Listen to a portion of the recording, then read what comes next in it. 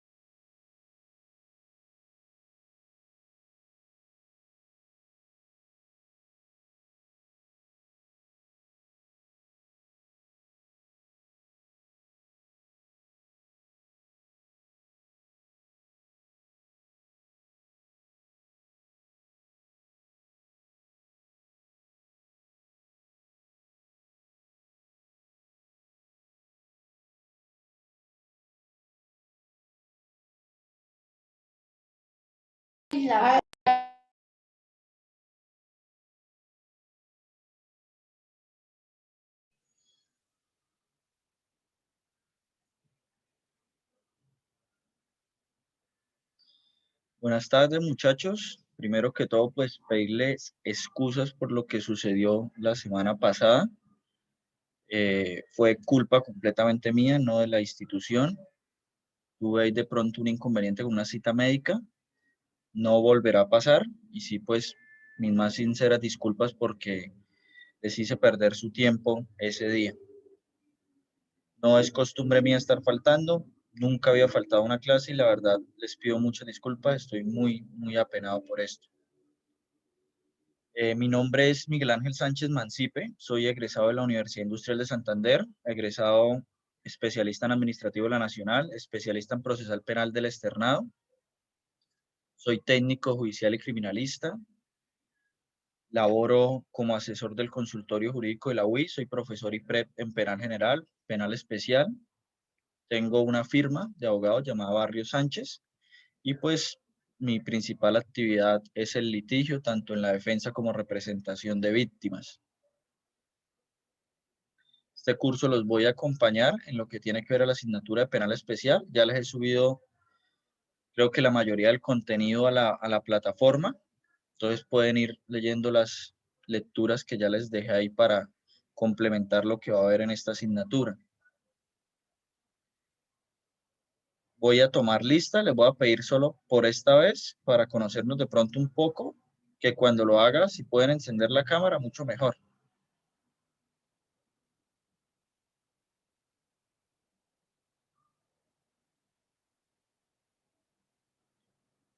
Caballero Contreras Luis Gabriel. Presente, profe.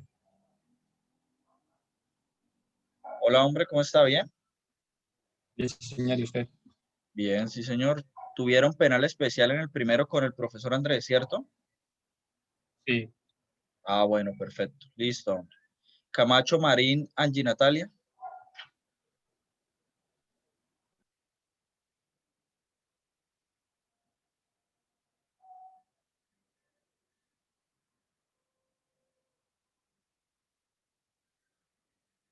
Carreño Gómez Ingrid.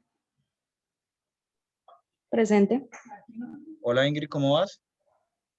Buenas tardes, bien, sí, profesor. Ah, bueno, Ingrid. Carrillo Rueda Silvia Natalia.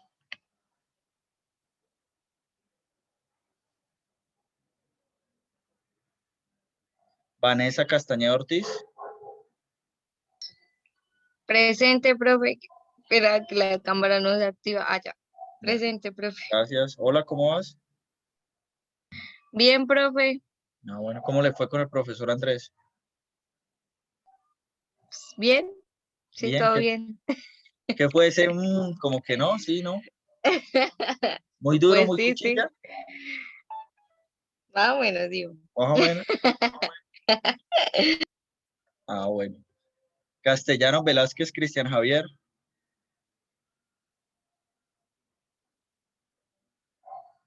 Sebastián Eduardo Ceballos Jaramillo.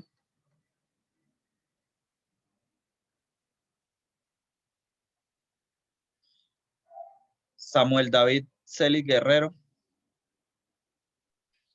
Presente, profe. Hola, Samuel, ¿cómo va todo? Bien, sí. Ah, bueno.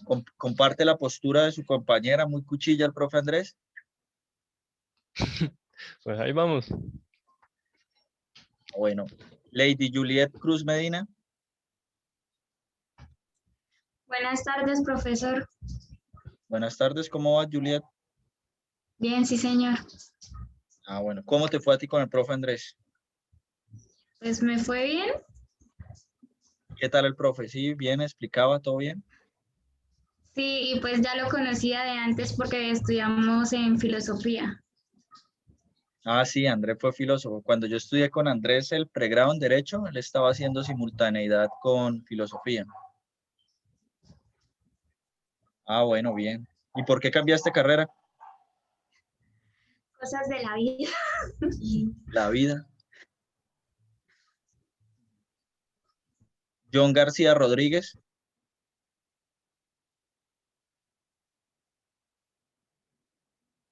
Diana Gil Quiñones.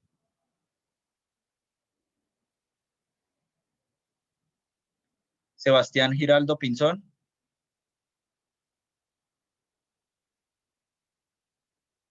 Guerrero Jaime Yurley.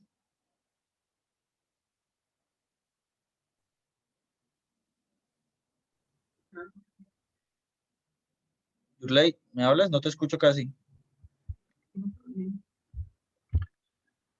Bueno, ahí te veo conectada, pero no se te oye el audio.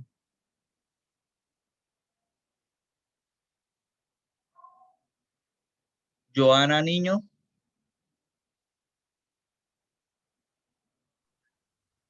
Hola, profe. Ah, hola, ahora sí te escucho. ¿Cómo te va? ¿Bien?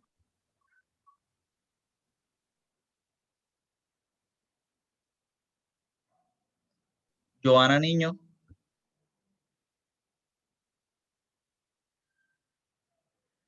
Herrera Ortiz Sonia. Hola, sí, profe, qué pena que tengo. Se te escucha entrecortado. Pero tranquila, ya te anoté acá en la lista. Sonia Herrera Ortiz. Sí, profe, presente. Hola, Sonia, ¿cómo vas? Bien, profesor. Ah, bueno.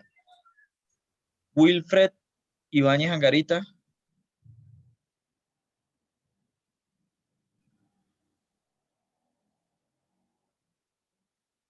Joana Lizarazo Torres. Ela Johanna Lizarazo Torres, presente, doctor. Hola, Ela, ¿cómo vas? Bien, sí, señor, gracias. Ah, bueno.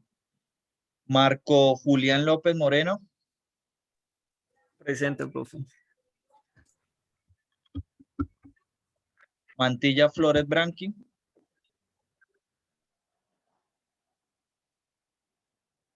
Mendoza Esteves Eliana Luz. Hola, profe, buenas tardes.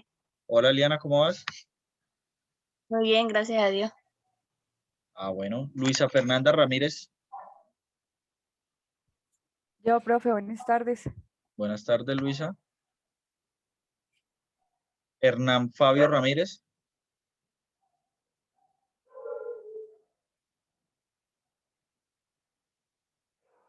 Rincón Rugeles Janet Daniela. Buenas tardes, profe. Buenas tardes, ¿cómo vas? Bien, gracias. Bueno. Fran Santamaría Naya.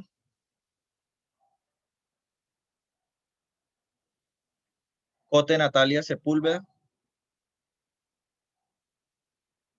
Buenas tardes, profe. Hola, ¿cómo vas? Bien. Vega Ardila Jenny Alexandra. Hola, profe, buenas tardes. Buenas tardes. Velasco Villamizar Marley. Presente, profe. Hola, Marley. María Alejandra Villamizar Silva. Hola, profe, buenas tardes. Buenas tardes. Villarreal Cisneros Leonardo Fabio. Profesor, buenas tardes. Hola, Leonardo, ¿cómo va? ¿Bien? Muy bien, sí, señor. Gracias a Dios. ¿Me faltó alguien por nombrar?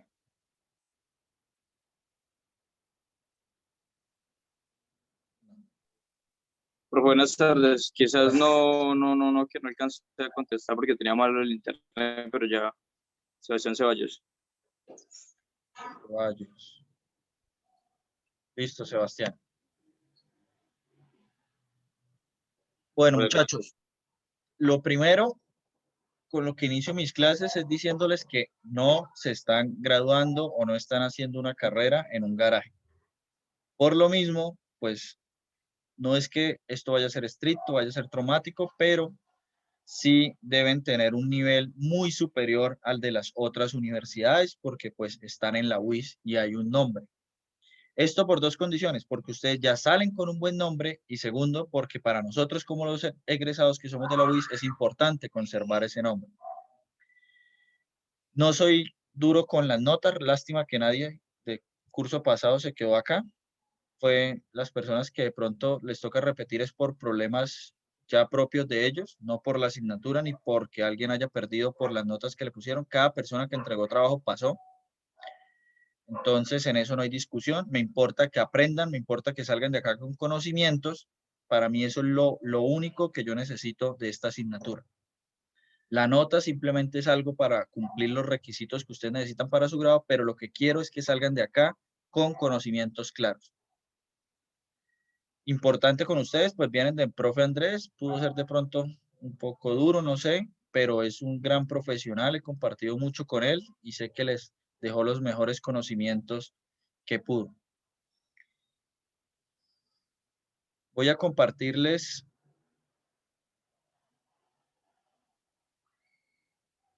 el tema de hoy. Vamos a iniciar hablando del bien jurídico. No sé si alguno de ustedes me pueda decir qué es el bien jurídico o si lo vieron en penal general, si tiene conocimiento sobre este tema, ¿qué nos puede dar algunas luces sobre el mismo?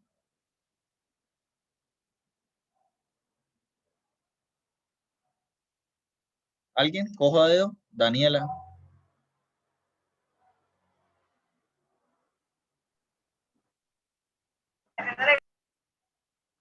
¿Señora? ¿Un derecho? ¿Los bienes jurídicos son un derecho? ¿Alguien más? ¿Otra definición o todo el curso se mantiene en eso? Profe, el bien jurídico es aquello que se tutela como el ejemplo de la vida, ¿sí? Ok. Que al ser vulnerado es que pues se entra, digamos, a discutir como en todo el ámbito jurídico. ¿Tú a qué te dedicas, Luisa? Yo trabajo en una empresa de desarrollo de software, profe. Ok. ¿Estás hablando hola, estás hablando de tutela en lo que tiene que ver a la acción constitucional o tutela conforme protección? Protección, profe. Ok. Voy a compartirles algo. Espérenme a ver si tengo por acá la página. No apareció.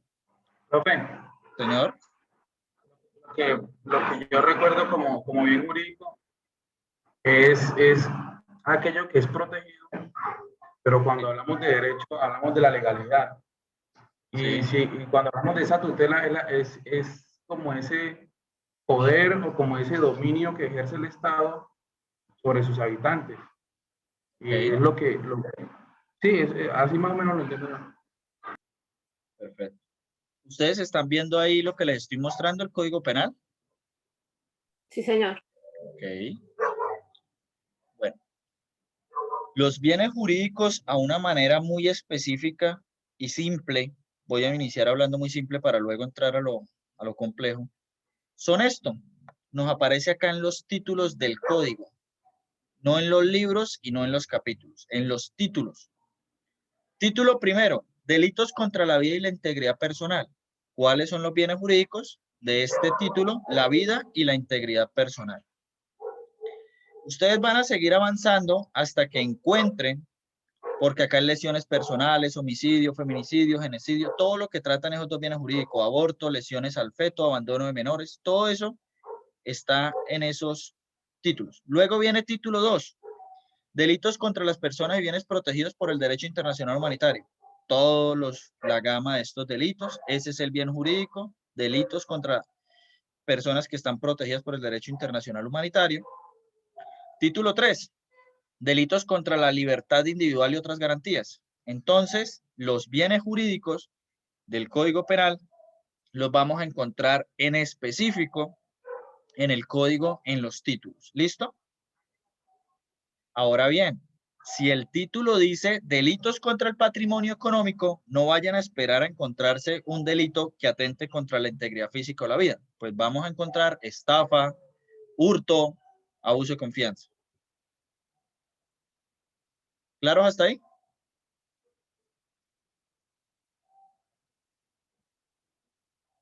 ¿Sí, no, no, sí?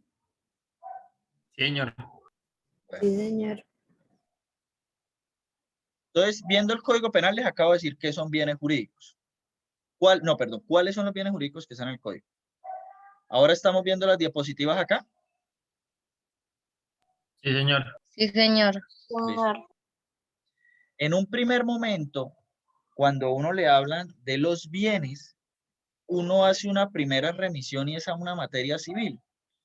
¿Cuáles son los bienes en civil? Bienes muebles o bienes inmuebles. ¿Sí?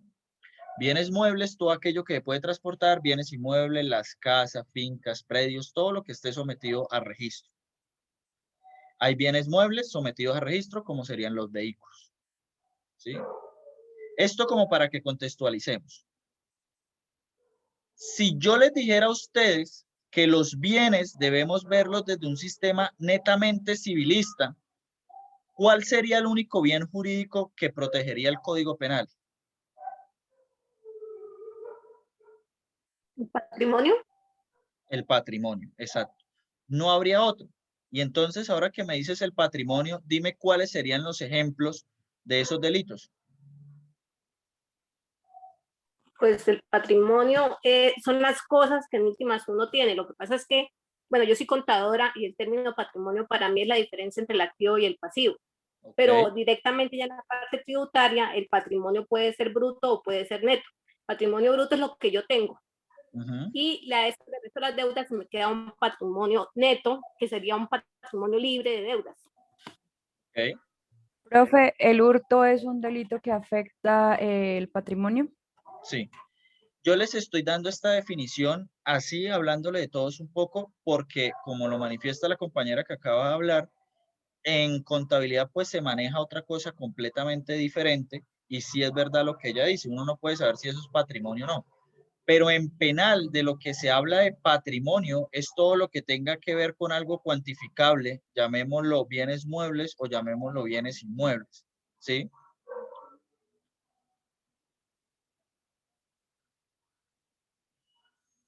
Ahora bien, en ambiental también existe la protección al medio ambiente, a la naturaleza, al ecosistema, en materia civil, bienes muebles y inmuebles, en laboral a la fuerza de trabajo, en administrativo la administración pública.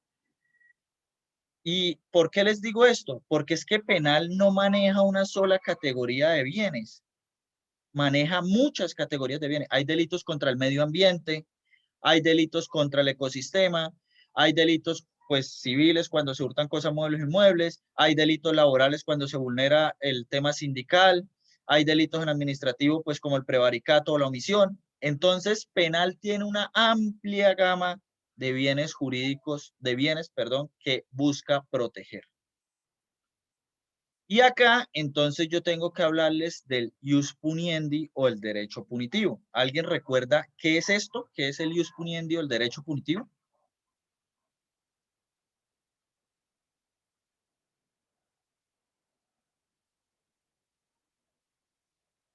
¿Esto lo vieron en penal general? Sí, profe, es algo así como el derecho penal que consiste como en la coerción que ejerce el Estado sobre los individuos al cometer conductas desviadas. Okay. Por ahí. El ius puniendi, como lo dice la compañera, es así, pero es más macro. El ius puniendi es el derecho punitivo. Y ese derecho punitivo es mucho más macro que el derecho penal. Es cualquier facultad que tiene el Estado de imponer sanciones. Y el Estado puede imponer sanciones a través del Código de Policía, puede imponer sanciones de manera disciplinaria a los funcionarios, puede imponer sanciones, por ejemplo, el INVIMA cuando tú contravienes las fórmulas médicas o la receta o los medicamentos no están bien, puede imponer sanciones en materia penal. Entonces, es toda facultad que tenga el Estado para sancionar. Y se habla entonces de que esto es el derecho punitivo.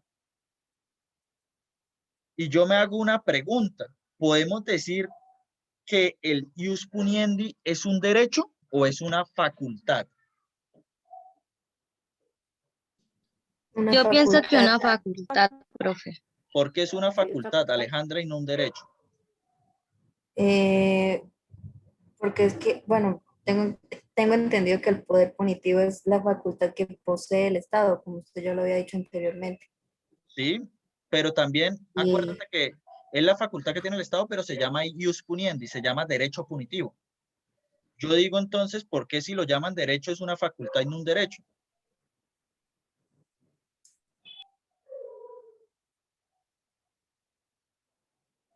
Algo que vamos a tener en esta clase es que yo no tengo la razón en nada. Toda la razón que vaya a haber en esta clase la tenemos entre todos. Esto va a ser un consenso. Cuando un argumento nos convenza a todos, eso va a ser algo que tenemos en la clase. Si no convence a alguno, refutamos hasta que esa persona esté convencida. ¿Listo? Profe, sí. Yo pienso que no es un derecho y es una facultad, porque el derecho se supone que es lo fundamental que tenemos las personas, como la vida y lo que estaba mostrando usted ahorita en la plataforma. Bueno, lo que nos mostró antes. Listo. Yo también considero que es una facultad. Dime, Luisa, ibas a hablar. Profe, es que estoy haciendo un poquito de copia, ¿no?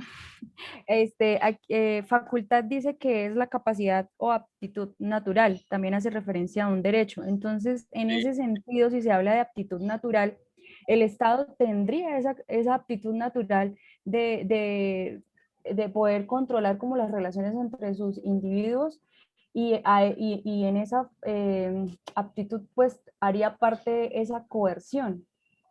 O sea que también se puede entender como facultad y pues dice que también una definición de facultad es autoridad o derecho que tiene una persona en función de su cargo. Entonces, sí son las dos. Ok, sí. Pero yo voy a bajar el discurso y les voy a proponer que planteemos lo siguiente. Luisa, ¿tú cuándo tienes derecho a la vida? Pues el Código Civil creo que dice que a partir de... Ah, no, mentira, si tienen derechos, es a partir del momento de la concepción. Sí, o sea, ¿tú tienes derecho a la vida a pedazos o siempre vas a tener derecho a la vida? Siempre, pero también tengo entendido que los derechos son relativos, no son absolutos. Depende, hay unos derechos que son relativos a otros absolutos, pero por ejemplo te pregunto, el derecho a la salud, ¿tú tienes derecho a salud a partes o siempre debes tener derecho a la salud? Creo que siempre, o sea, uno no puede decir que en unos momentos sí y en otros no, porque es algo que es vital o fundamental. Los derechos están inmersos a las personas y las personas siempre lo tienen. No es que yo tengo derecho a la intimidad hoy y mañana no lo tengo. O sea, hoy me pueden espiar y mañana no me pueden espiar. Los derechos no, los derechos siempre los tenemos. Siempre son parte de nosotros. Ahora hablemos de qué es una facultad. Una facultad, podríamos hablarlo hablemos de un poder. Alguien a mí me da poder para que le lleve el proceso. Mediante el poder, él me faculta a ser su abogado. Por lo tanto, una facultad es algo que no se tiene a todo momento, que necesita un requisito para poderse accionar. Bajo esto les propongo la segunda tesis. El ius puniendi o el derecho punitivo del Estado no puede ser un derecho porque el Estado no puede castigar cuando se le dé la gana todo el tiempo. Radican que es una facultad porque tiene que una persona contravenir lo que esté estipulado como normas prohibitivas para que se active la facultad de poder ejercer ese derecho sancionador o ese derecho punitivo. ¿Claro hasta ahí? Sí, señor. Okay. ¿Alguien quiere refutar o es la tesis que vamos a dar en la clase?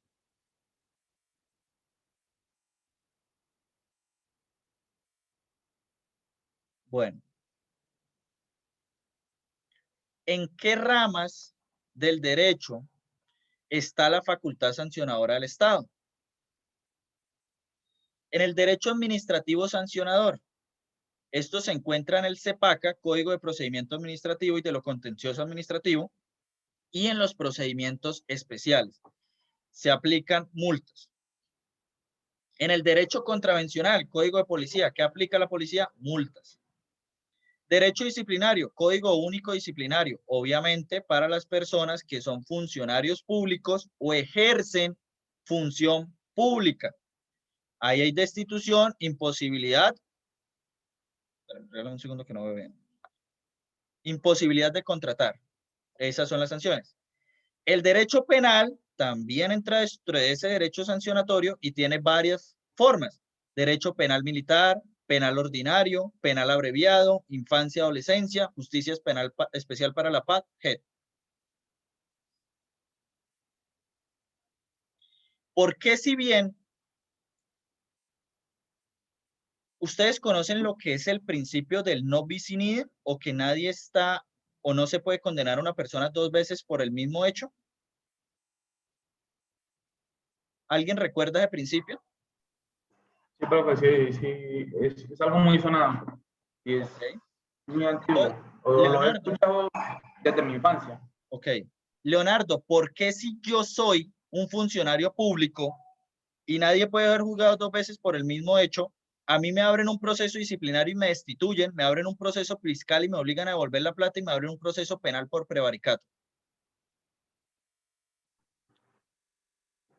Profe, por lo menos en carne propia lo viví. Yo soy funcionario de la policía y en un proceso fui sancionado disciplinariamente y penalmente, ¿ya? Lamentablemente, ¿por qué pasa eso? ¿Por qué se castiga 2 veces en ese caso? Porque, primero, porque somos representantes del Estado y somos sabedores de la ley y debemos aplicar en todo momento, cuando somos funcionarios, la mejor conducta, no extralimitarnos, no hacer menos, ¿ya? Y segundo, porque como ciudadanos también la ley actúa en primer lugar contra cada persona, ¿no? Entonces, lo que nos dice Leonardo, sintetizándolo un poco, es que él tiene una calidad diferente o tenía una calidad diferente en ese momento de la que nosotros tenemos ahorita, y es que nosotros no somos funcionarios. Al él ser funcionario, él puede responder disciplinariamente, fiscalmente y penalmente. Entonces, ese principio del no bis in idem, de que una persona no puede ser sancionada 2 veces por los mismos hechos, es dentro de las áreas. Yo no puedo ser disciplinariamente sancionado 2 veces, pero sí puedo ser sancionado disciplinario y penalmente. Yo no puedo ser sancionado penalmente 2 veces, pero sí puedo hacerlo penalmente y, por ejemplo, administrativamente. Entonces, tengamos eso muy presente. Profe, ya que estamos tocando ese tema, hace un tiempo escuché una discusión en la que colocaban un ejemplo. Sí. Un sujeto entra a una tienda de una venta de diamantes y sobre él recae la culpa de cierta desaparición de joyas. Va a la cárcel, pero resulta que esas joyas no estaban en manos de él y más adelante las encuentra y se apodera de ellas. ¿Qué pasaría ahí? Entra a la joyería, pero no se la roba. Ajá, exactamente. No se las roba. Alguien más las roba y las esconde. Pero él, después de salir de la cárcel, las encuentra y las toma para él. Él se pega de que nadie puede ser juzgado 2 veces por el mismo delito.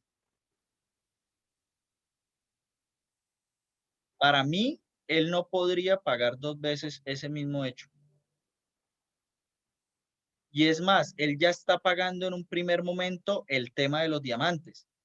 Y la pena o la sanción que hay ya se le impuso. Y se está apropiando nuevamente de los mismos diamantes, pero en el mismo escenario, que fue el primer hecho. Él nunca perdió o se despojó.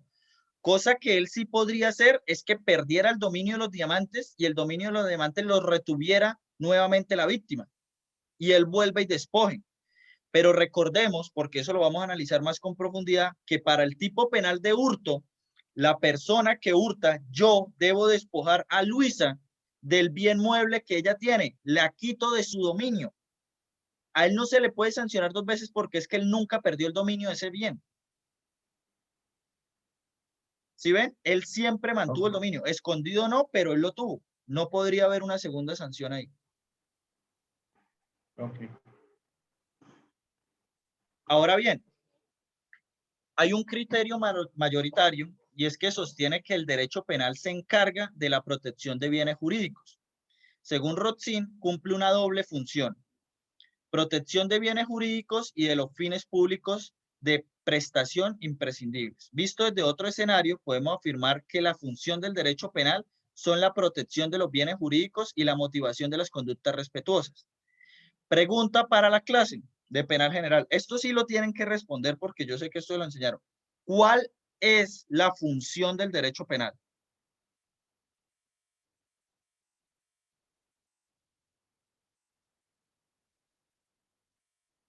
¿Para qué sirve el derecho penal?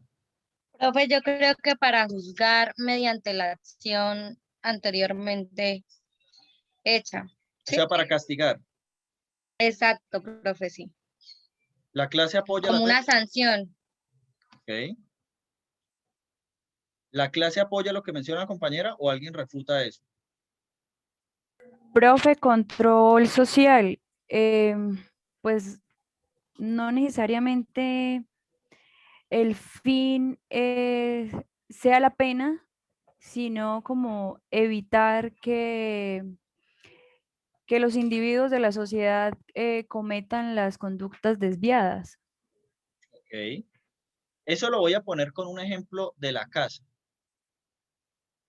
Porque lo mismo pasa con los legisladores y lo que dice Luisa es verdad.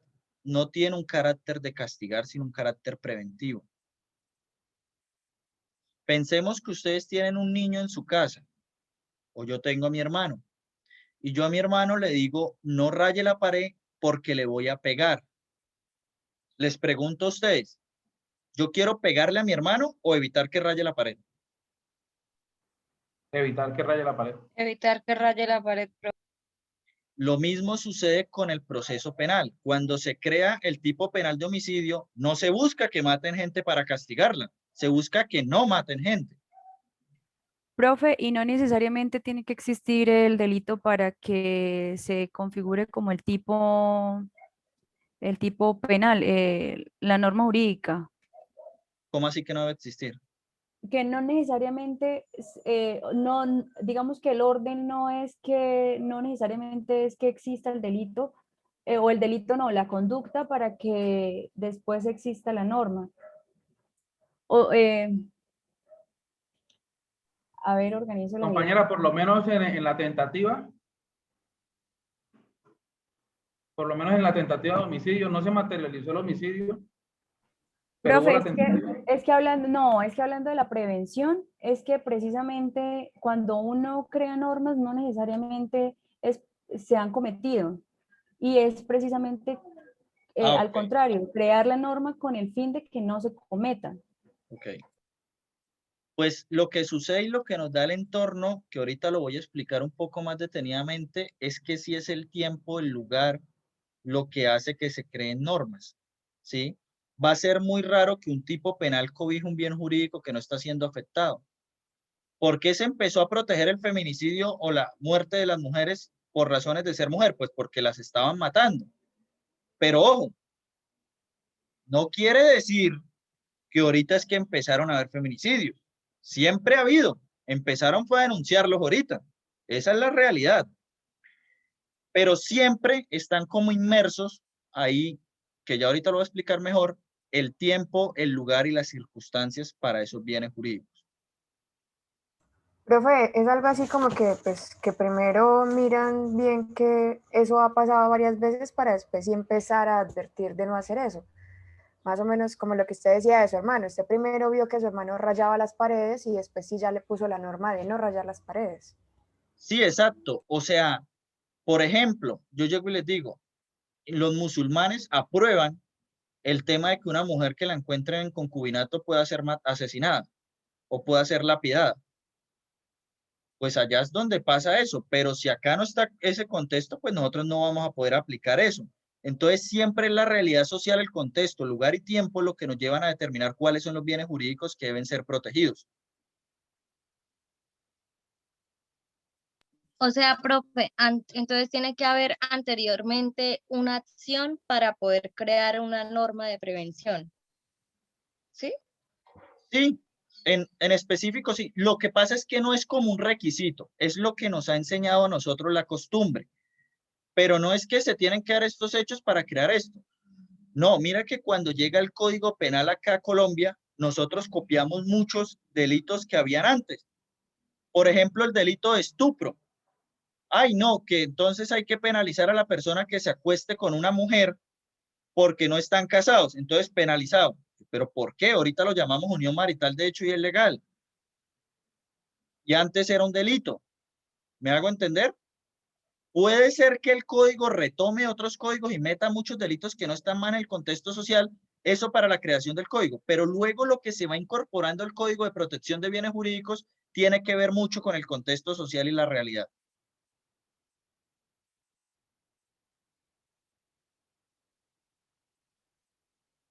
Ahora bien, en el estadio del bien jurídico, por lo general, se considera que constituye un límite al ius puniendi, comúnmente aceptado como derecho a castigar del Estado, más que derecho subjetivo del Estado o como potestad, que es lo mismo que facultad del Estado para castigar a nuestro modo de ver, constituye un límite en sí mismo, límite formal. Pues estaríamos hablando del Estado autolimitarse en sus funciones. En nuestro criterio, el ius puniendi constituye un deber, ahora lo llamamos deber, generado como las propias funciones del Estado. ¿De dónde saca el derecho penal los bienes jurídicos? ¿De dónde creen ustedes que el derecho penal dice los tomo de acá o los tomo de acá o de dónde los tomamos? Es que no puede ser ajeno a la Constitución, profe. Entonces, esto parte de esos, de lo que se deriva del Código Penal tiene que estar enmarcado en la Constitución. Yo te tengo una pregunta, Elsa. Ela, perdón. Tú me dices a mí, Ela, que los bienes jurídicos no pueden estar alejados de la Constitución. ¿Estamos claros? Sí, señor. ¿Ok? ¿Y la Constitución acaso está alejada del entorno social? No, porque es que eso fue un consenso general, profesor. Exacto. La Asamblea Entonces, Constituyente. claro, cuando hablamos de derechos fundamentales que deben estar como las personas o los garantes de esos bienes jurídicos, pues no debemos entender que esos derechos fundamentales que se consagraron vienen del mismo contexto social, ¿sí? En última, la Carta Magna vuelve a ser una creación del contexto social. ¿Por qué en Colombia el derecho a la vida es el más importante y por qué en Estados Unidos el derecho a la libertad no? Pues porque los estadounidenses consideran que ¿para qué yo quiero vida si no soy libre? Entonces los estadounidenses tienen una lógica social muy distinta, ¿no? Y a mí qué me importa tener vida si no tengo libertad. En el momento en el que yo tenga libertad, para algo me sirve la vida. Acá no, acá podemos lugar toda la vida secuestrados, pero entonces lo más importante es tener vida. ¿Por qué? Porque ese es nuestro contexto. Para nosotros lo fundamental es la vida, para ellos lo fundamental es la libertad. Y no es que la Constitución lo sacó porque sí, y esa es la Constitución de ellos y esta es la de nosotros. No, eso se debe al entorno social y a las creencias que tienen ellos propias de ese contexto y esas costumbres. ¿Sí, Ela? ¿O quiere refutar? No, no, está bien, profe, sí, señor. Ok. Profe, señor. Una cosita, por lo menos ahorita hablando de la norma, por lo menos cuando se juzga, cuando se sanciona, pero también estamos diciendo que no necesariamente se aplica la norma solamente cuando se comete el delito. O sea, por ejemplo, el Estado hace que se aplique la norma y los ciudadanos de bien se acatan a ella y el Estado la está ejerciendo, ¿cierto? Claro. Pero podríamos decir que la norma, perdón, podríamos decir que la norma es un medio coercitivo, entre comillas, educativo. Yo no lo vería como medio coercitivo. Yo le digo que el Código Penal sería nuestro manual de convivencia y bien escrito en negativo, que no debemos hacer. El código no nos dice a nosotros qué debemos hacer, sino qué nos está prohibido hacer. Técnicamente sería un manual de convivencia. Sí, profe, yo le hago la pregunta porque miro los sinónimos de coerción y uno de ellos es mandato. ¿Ya? Entonces, sí. Por eso lo familiaricé así. Claro, no, pero usted tiene toda la razón. Y eso depende de cómo se ve a cada uno, pero lo que yo les quiero mostrar acá es que el Código Penal no se vuelve en un arma de castigo, sino es una arma de prevención y como usted mismo lo llega y lo manifiesta, es las normas que nos rigen a nosotros de cómo debemos convivir.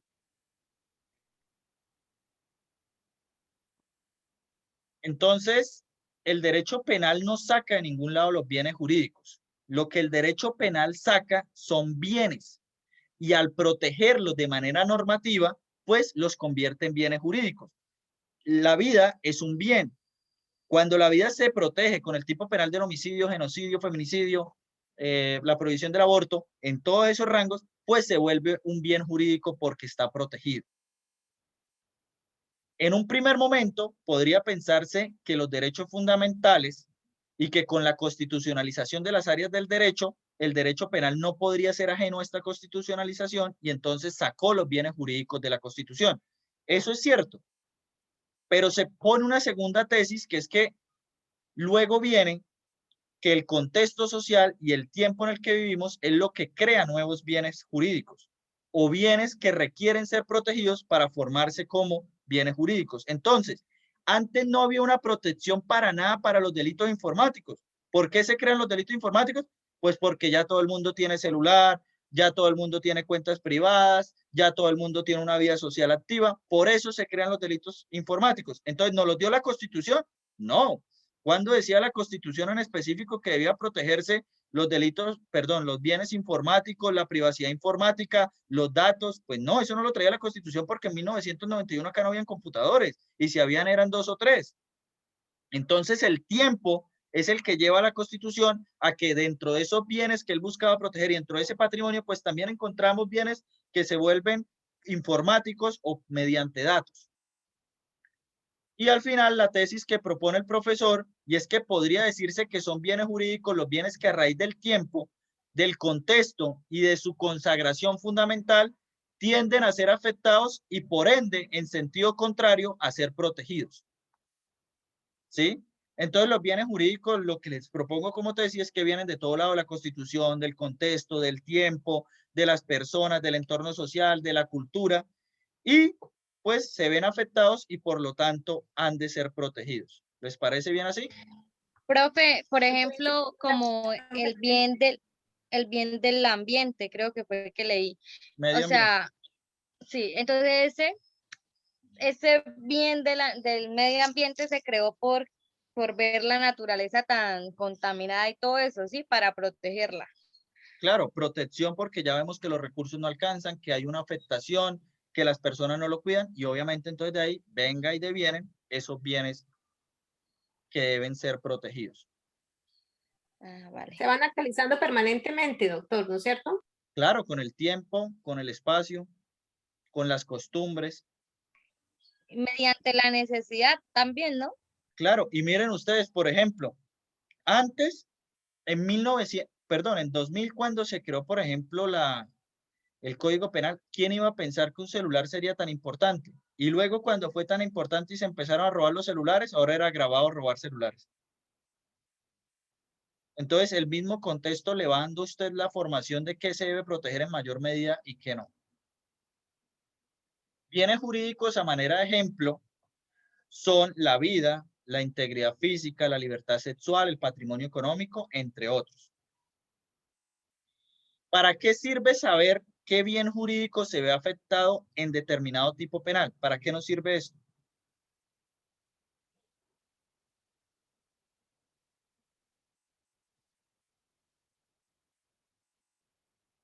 ¿Para qué me sirve a mí saber que en el hurto el bien jurídico que se afecta es el patrimonio económico?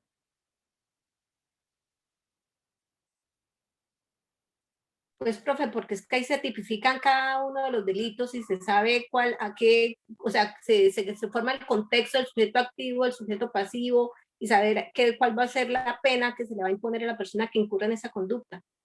Ok. Ela, ¿tú a qué te dedicas? Yo soy contadora pública, doctor, ¿Verdad? trabajo en la Ela, alcaldía de Bucaramanga. ¿Andrés les dio esto? ¿Andrés les dio lo de sujeto activo y sujeto pasivo? ¿El profe Andrés? Sí, señor. Ok. ¿Lo vieron en su modalidad plurisubjetivo, monosubjetivo? No, profe. Ok, bueno. Entonces, es para lo que dice Ela, que ese bien jurídico es importante saberlo para ver qué tipo penal nos encontramos en el momento. Yo hago una pregunta. Ustedes vieron lo que era tipicidad, antijuridicidad y culpabilidad, ¿cierto? Sí, señor. Ok. ¿El bien jurídico está ligado a la tipicidad o a la antijuridicidad?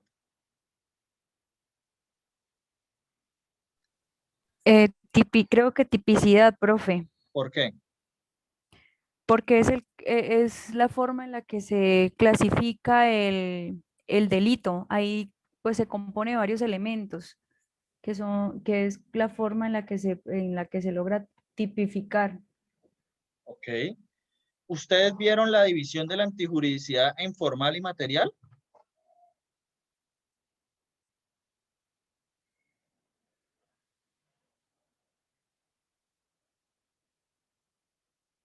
¿Alguien recuerda eso? Profe, no recuerdo. No recuerdo. Ok. La antijuridicidad se divide en dos cosas. Formal, que es la transgresión de la norma, y material, que efectivamente el bien jurídico se ponga en peligro. Por lo tanto, el bien jurídico se puede determinar tanto en la tipicidad como en la antijuridicidad en su parte material.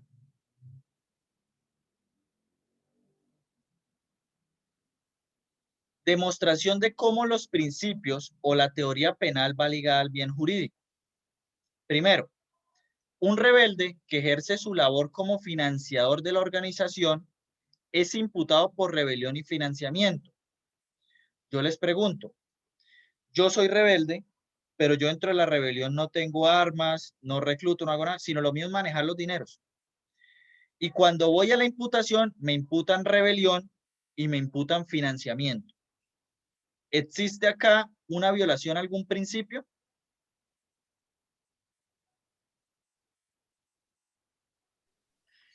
Sí. ¿Cuál? ¿Al derecho internacional humanitario? No, es un principio Profe, más. yo creo que al juzgarlo por rebelión, porque se supone que rebelión es por llevar armas y usted simplemente estaba llevando como el dinero, o sea, por decirlo así, el financiamiento. No. Profe, ¿puede reformular la pregunta, por favor? Sí. Bajo la teoría de la Corte Constitucional, les voy a explicar algo primero para que entendamos el delito. Los delitos tienen una forma de ejecutarse. Entonces, si yo le hurto a Leonardo un celular, no, pongamos otra cosa, a ver, yo le hurto a Leonardo sus zapatos, no puede la misma norma decir, y el delito será agravado porque despojó a la víctima de sus pertenencias. No, porque ya el delito de hurto tiene intrínseco el despojar a la víctima de sus pertenencias. Entonces la norma haría mal en eso. Cuando ustedes cojan un tipo penal, deben entender una cosa, rebelde no es el que porta armas, porque yo les pregunto, ¿es que acaso la rebelión no se mantiene con plata? ¿Es que acaso no necesitan espías? ¿Es que acaso no necesitan reclutadores? ¿Es que acaso no necesitan financiadores? ¿Es que acaso no necesitan ideólogos? ¿Es que acaso no necesitan políticos? Entonces, no solo el que porta armas es rebelde, sino cualquier persona que ejerce una función para transgredir el bien jurídico. ¿Cuál es?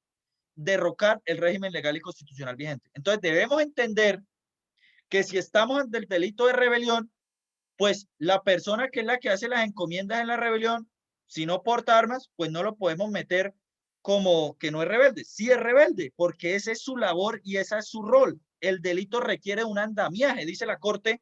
Es que en la rebelión no podemos hablar de un rol porque requiere toda una estructura, con funciones, con jefes militares, con jefes políticos, con frente de guerra.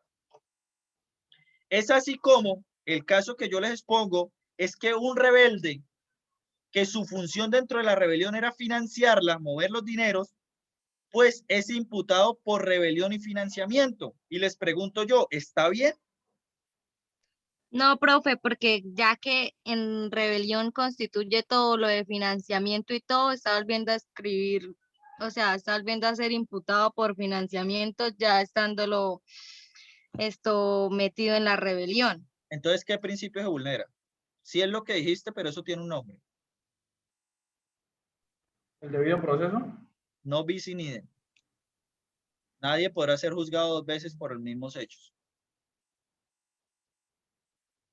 Entonces, acá tenemos una vulneración del no bis in idem. Ahora yo les hago una reformulación porque esta tesis de pronto no quedó clara y les dejo un segundo argumento más claro. El tipo penal que protege el financiamiento, perdón, el bien jurídico que protege el financiamiento de grupos armados o organizaciones terroristas es la seguridad pública. El bien jurídico que protege la rebelión es el régimen legal y constitucional vigente. El rebelde que financia ese grupo armado al margen de la ley quiere derrocar el régimen legal y constitucional vigente o afectar la seguridad pública.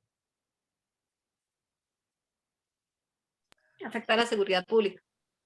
Exacto, Ela. Entonces tenemos que entender que aunque está haciendo una misma conducta, él no quiere afectar el bien jurídico que estamos en ese momento, ¿sí? Entonces hay que tener muy claro cuál es el bien jurídico que se afecta en ese momento. Una persona roba un dulce de 50 pesos a Almacenes Éxito, dulce que a la empresa le cuesta 15 pesos. Pregunta, ¿en serio se daña el bien jurídico del patrimonio económico?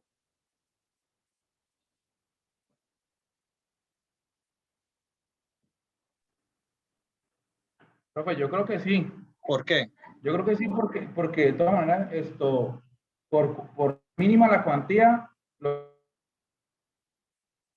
está deteriorando. Es decir, que por lo menos que por el dulce se vaya a quebrar la empresa, pero sí deteriora el patrimonio. Ok. ¿Todos comparten lo que menciona Leonardo o alguien piensa diferente?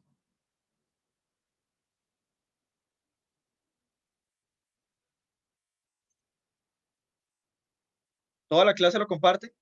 Profe, es que a mí me parece, que Pues si el contexto es en pesos, de 50 pesos, 13 pesos, pues tal vez mover un aparato judicial por tan poquito, eso viola el principio de economía, vulnera el principio de economía, creo yo, profe, si estamos hablando de esas cifras, pero si yo estoy hablando de que no se roba un elemento de 50 pesos, sino de mucho más, ahí sí estaría afectando a Almacenes Éxito. Ela, ¿el patrimonio económico de Almacenes Éxito que vende tanto se ve vulnerado por 15 pesos?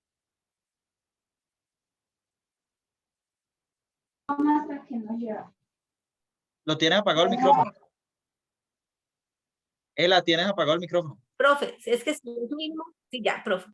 Si el valor es así irrisorio, eso no va a afectar y sí va a mover el aparato judicial, que eso sí va a afectar el principio de economía. Uno tiene que buscar que sea como procedente en la medida de que del valor, del daño, del perjuicio económico, profe. Okay. Si es en ese sentido, si es por ese valor de 15 pesos, 50, que un dulce de 50 que al Éxito le vale 15 pesos, realmente eso no va a afectar sus estados financieros, profe. Ok. Luisa, ¿qué vas a decir? Profe, yo lo que Nos afecta porque es que no es una sola persona la que se está robando un dulce, son muchos. Ah, bueno, sí, también, profe, yo lo que creo es que el sujeto, pues, evidentemente no se enriquece por 50 pesos, pero sí pasa lo que dice la compañera Joana, que de 15 en 15 pesos, pues sí, supongo que se vuelve una cantidad de dinero significativa para este tipo de compañías. Sí. Pues entonces, ahí tendríamos un problema porque entonces yo tengo que entrar a responder, yo mato a alguien y tengo que entrar a responder por los que más matan. Ah, o sea, no, obviamente no, profe. Yo lo que les digo, yo les entiendo que allá habría un deterioro al patrimonio, pues por la cantidad, pero yo me robé 15 pesos, o sea, a mí no me importa, y yo se los digo, y eso al derecho no importa, nunca va a ser un argumento ya lo que hagan los demás. Yo respondo por lo mío y acá respondo por 15 pesos, no respondo por más. Si más gente roba y le afectaron al patrimonio, pues que cada uno lo vayan a juzgar y miren a ver cómo le hacen. Pero conmigo no, conmigo yo voy por 15 pesos. Esto sucedió en la vida real. Un huevón se robó, bueno, yo hablo así, si no les gusta de pronto las palabras, lo siento, pero se robó un dulce de 50 pesos. Y vaya usted que Almacenes Éxito le costaba como 12 pesos y judicializado. Ahí se creó una teoría del proceso penal que se llama delito bagatela. Y en el delito bagatela, la afectación al bien jurídico es tan poca, tan minúscula, tan imperceptible, que no hay razón para hacer un desgaste judicial, como lo dice Ela, por 15 pesos. No hay razón para judicializar cuando el bien jurídico se ve tan poquitamente afectado. Lo mismo puede llegar a pasar en daño contra el patrimonio. Yo voy pasando, me choco con un carro, pero no hay rayón ni nada, sino medio se toca una cosita de nada, lo mismo. Señor. Yo vivo en Barranca Bermeja. Sí. Aquí la economía gira en torno al petróleo, por decirlo así.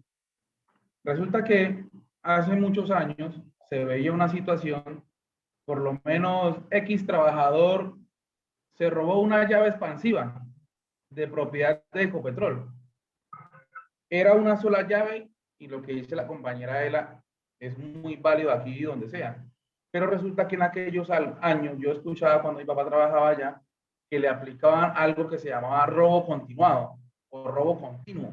No sé si yo sé que eso no existe, pues eso no se puede aplicar hoy en día, pero en aquella época no sé qué tan legal era o qué tan constitucional era. O sea, él robaba varias veces. Pero eso se da cuando de verdad se han demostrado esas conductas. Yo también tengo conocimiento de ese tipo de casos porque yo viví en Sabana de Torres y allá hay empresas petroleras y esos casos se ven frecuentemente, pero se tiene que demostrar que la persona ha sustraído los bienes de las empresas, de la empresa continuamente. O sea, se tiene que entrar a probar esa conducta continuada. Okay. Sí, compañera, en ese caso sí es verdad. Por lo menos, como decía el profe, cuando se crea el Código Penal y nos dicen tajantemente el derecho probatorio, sí, se tiene que demostrar. Pero antiguamente, cuando por medio de un oficio lo colocaban a disposición del fiscal, y era lo que decía el oficio, Y para adentro el cristiano. Ustedes recuerden que Ley Pero es que ahí sí ya 600 no es- era inquisitivo, ¿no? Ley 600 era un sistema inquisitivo en el que la fiscalía tenía mucho más poder y técnicamente fiscalía era juez y parte. Fiscalía mandaba a la gente por medida de aseguramiento. Ahorita no pasa eso. Entonces, bajo ese sistema, claro, ahí podrían meterle robo continuado porque no es que la fiscalía y ella misma se hace la tutela de si eso está bien o no meterle eso. Ahorita sí hay algo como eso, pero se tiene que demostrar que la misma persona es la que está hurtando las cosas. Y eso se llamaría hurto en concurso homogéneo, perdón, con hurto, en concurso homogéneo con hurto, con tantas veces como haya cometido hurto. Concurso homogéneo es cuando usted comete el mismo delito y concurso heterogéneo cuando lo comete con otro. Si yo hurto y luego asesino, sería hurto con concurso heterogéneo con homicidio. Si siempre es hurto, entonces sería hurto en concurso homogéneo con hurto.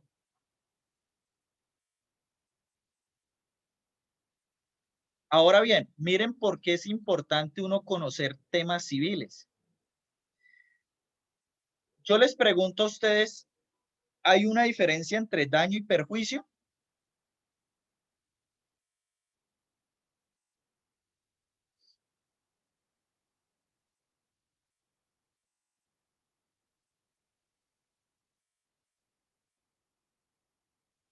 Me parece que es el impacto que tiene el delito o la conducta, profe, porque por ejemplo el perjuicio es económico y el daño tiene que ser a otro tipo de bien jurídico, profe. No, pues lo primero que dijiste, no, lo segundo sí está bien. El perjuicio es cuantificable. Les pongo un ejemplo. Yo llevo una tractomula y él tiene una casa que va a demoler al día siguiente. Mi tractomula se queda sin frenos y yo la estrello en la casa que él iba a demoler al día siguiente. Primera pregunta, ¿se creó un daño? Sí. ¿Le ocasioné un perjuicio a él? No. ¿Le afecté el patrimonio económico a él? No. La diferencia entre daño y perjuicio es que daño es el hecho dañoso y perjuicio es que se pueda cuantificar ese hecho dañoso en algún valor. Hay daños que no ocasionan perjuicios. Le hizo un favor. Sí, antes me tiene que pagar la demolición de la casa. Claro. Te pasen la cuenta. Entonces, vean que eso es muy importante para el derecho penal, porque, por ejemplo, en los delitos del patrimonio económico hay que demostrar perjuicios, no daño. Ay, me destruyó el carro. Yo le digo, ay, sí, pero usted lo iba a chatarrizar mañana, entonces, ¿para qué lo quería? Sí, yo le puedo haber dañado el carro, pero yo lo iba a chatarrizar. ¿Cuál perjuicio le causé? ¿Y cuál es el menoscabo de su patrimonio económico? Pues ninguno. Siendo así las cosas, pues hay que mirar, por ejemplo, qué teoría se maneja en este caso. Un vehículo es destruido completamente, lo que ocasiona un daño, pero no un perjuicio. ¿Qué podríamos manejar acá? ¿Qué teoría?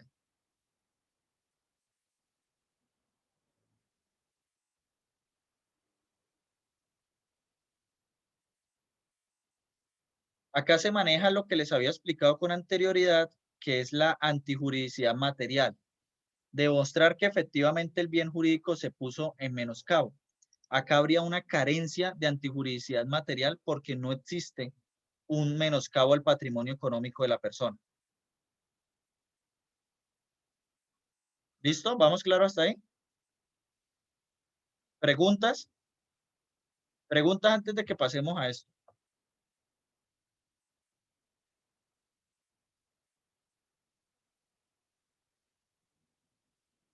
¿Preguntas de lo anterior? ¿Alguien? ¿Dudas? ¿Inquietudes? ¿Sugerencias? ¿Vamos bien con la clase?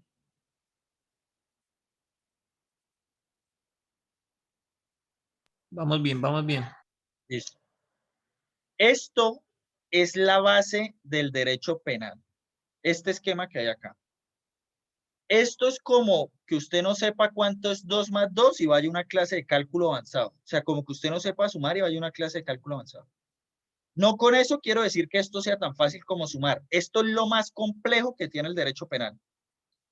Pero es la base o el pilar de todo el derecho penal. Una persona, para poder ser sentenciado y que está inmerso en un tipo penal, tiene que tener 3 condiciones: que la conducta sea típica, que la conducta sea antijurídica y que él sea culpable. Aún así, la tipicidad se divide en objetiva y subjetiva, la antijuridicidad en material y formal, y la culpabilidad en eximente o sin eximente. Ahora bien, ¿quién me dice qué es tipicidad objetiva?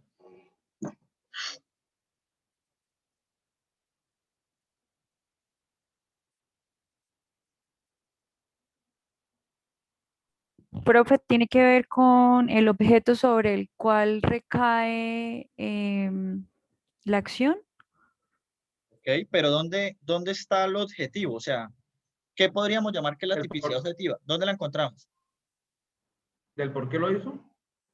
No. La tipicidad objetiva es el artículo del delito que está cometiendo. La tipicidad es que yo me enmarque dentro de lo que dice ese artículo. ¿Sí me hago entender?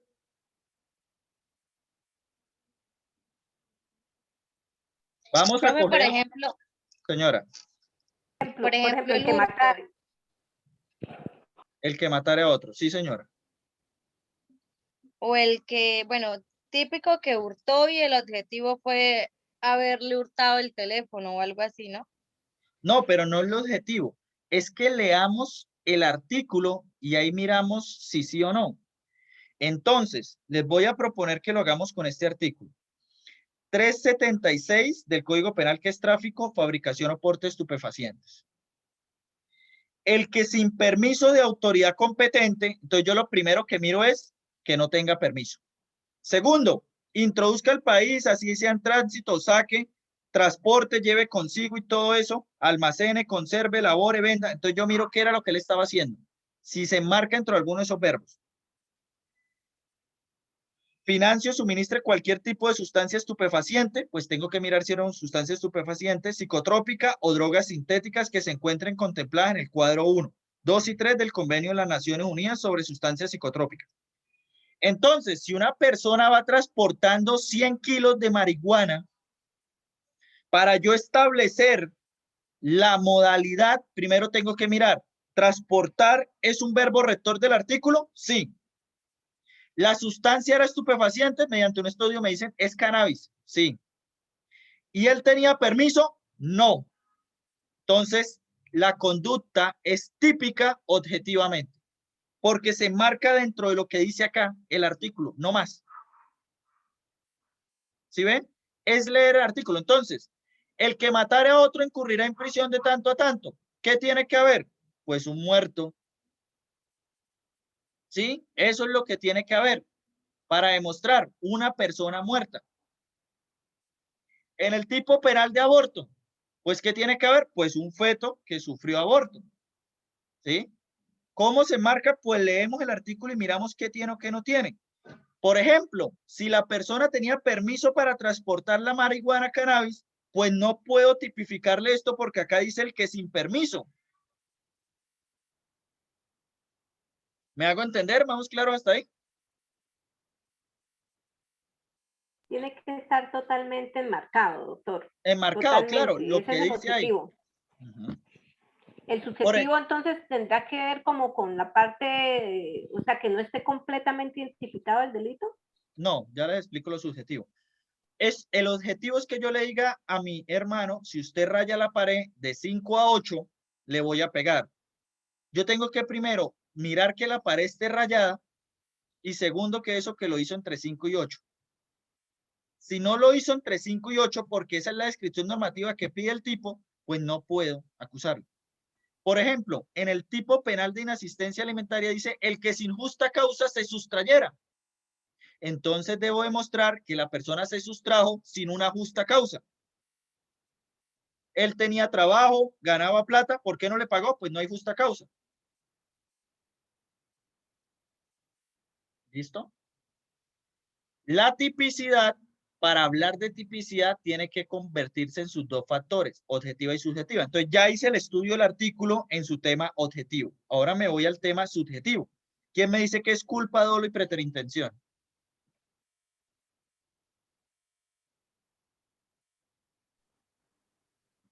Profe, que lo pensó desde su corazón para hacerlo. ¿Eso qué es? ¿Dolo? Dolo y preterintención. O sea, Sí. porque lo pensó y lo maquinó. ¿Y culpa? Profe, la culpa es, Con mayor razón la porque falta fue al quien lo deber perpetró. objetivo del cuidado.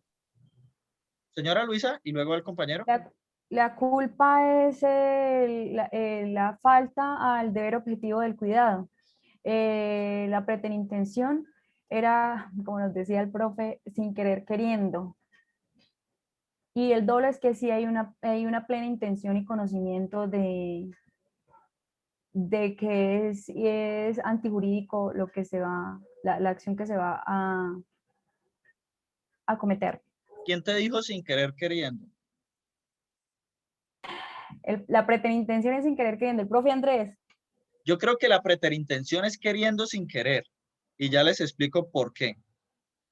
El dolo en un homicidio, y se lo voy a explicar con el homicidio que tiene las 3 figuras. El homicidio, cuando yo llego y digo le voy a pegar a Leonardo 3 tiros, lo pienso, lo premedito y voy y se los pego, es porque quiero hacerlo. Tengo en mi mente la idea clara de que quiero matarlo.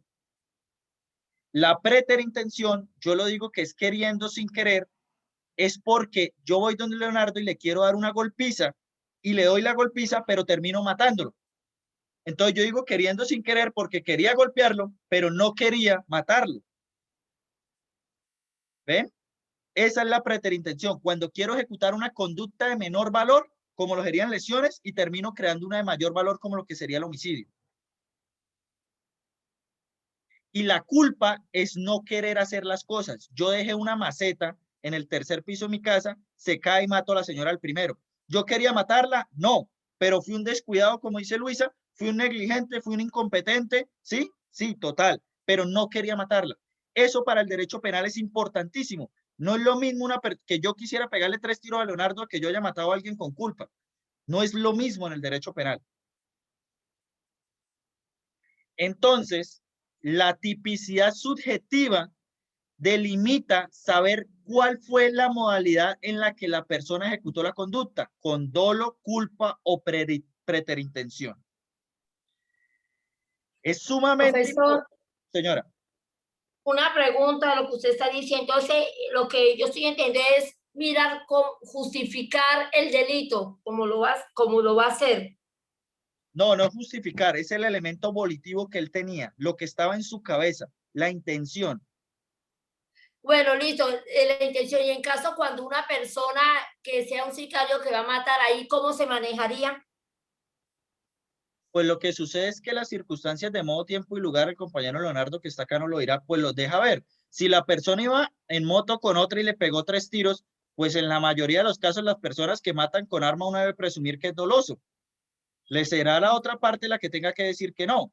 Pero, por ejemplo, si yo dejo agua enjabonada y mi vecina se resbala y se mata, pues ¿quién va a creer que yo lo hice de manera dolosa? Es las circunstancias o el contexto en los que ejecuta la conducta lo que nos lleva a pensar cuál modalidad es. Ok. Ahora, para una mayor explicación, el delito de homicidio tiene algo que siempre hay que probar o hay que llevarlo muy claro y es el móvil. Si yo a Leonardo le pegué 3 tiros, se va a descubrir que él me hizo algo antes, o que teníamos un ajuste de cuentas, o que algo pasó. Yo tenía una razón para matarlo. Cuando es culposo, pues a la fiscalía le queda imposible decir, venga, ¿usted por qué quería matarle? Yo, no, es que era mi mejor vecino. Yo lo quería mucho, dejé el agua enjabonada y se cayó y se mató. No hay un móvil. En cambio, en el dolo, la preterintención, sí hay un móvil.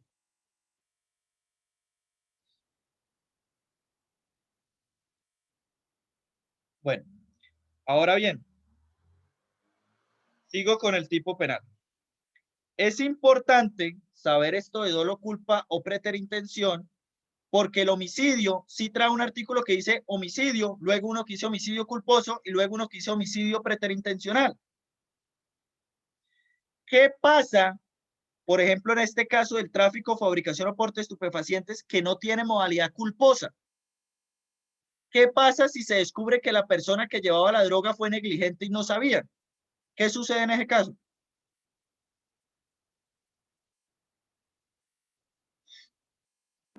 Profe, yo recuerdo en mis épocas laborales como policía, que uno dejaba a disposición y muchas veces el fiscal también, según las cantidades a llevar, partía de la buena fe de la persona. Por lo menos, ¿en qué casos?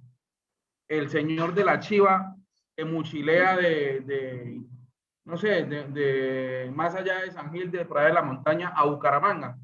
Ahí le van echando bultos, una cosa, la otra. ¿Quién lleva la responsabilidad sobre el carro? Sin duda el conductor, ¿ya? Pero él no puede ser responsable de lo que cada persona lleve, porque él no va a estar revisando. Pero resulta que en Aratoca se bajó el dueño de la droga y allá de pronto en Bucaramanga alguien iba a estar pendiente a recogerla, ¿ya? Entonces, ahí en ese tipo de casos, si bien es cierto que lo que suceda en el vehículo tiene un responsable, pero no de todo lo que montan, ¿ya? Y ahí Entonces, viene el elemento volitivo. Si la fiscalía logra probar que él sabía que ahí llevaba droga, es doloso y se marca dentro del artículo que les estoy leyendo.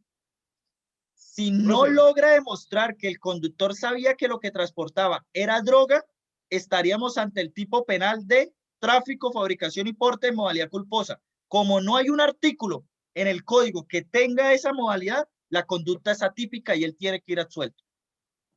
Se los digo porque con el doctor Andrés nosotros defendimos una persona que llevaba 100 kilos de droga, que la capturaron con 100 kilos y nunca demostraron que la persona sabía que los 100 kilos iban en el carro. Y esa persona salió absuelta. Profesor, un caso da risa, pero fue real. Yo participaba de un puesto de control en un municipio que se llama Puerto Berrío. Y resultamos que hicimos el pare, y cuando las personas empezaron a bajar, se solicitó la requisa. Un señor bajó con una bolsa y le ha manifestado a los policías: agente, no sé qué será esto, pero me lo acabo de encontrar aquí adentro tirado en el bus. Profe, no se materializó la captura, ¿ya? Porque el tipo, partimos de la buena fe del tipo y se hizo una acta de incautación y solamente se puso en el informe que un ciudadano lo entregó porque se lo encontró tirado y él lo podía llevar. Claro, pero ahí va a ser muy difícil porque ¿quién en su sano juicio va a ponerse a entregar eso? O sea, hay demostrar el dolo con esa conducta que él está cometiendo sería muy difícil. Sí.